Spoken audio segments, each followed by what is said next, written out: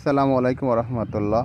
দুর্যোগপূর্ণ আবহাওয়ার কারণে আমাদের জমাদ্দের যে পুকুরের কিছু মাছ অক্সিজেনের সমস্যাজনিত কারণে ভেসে ওঠে।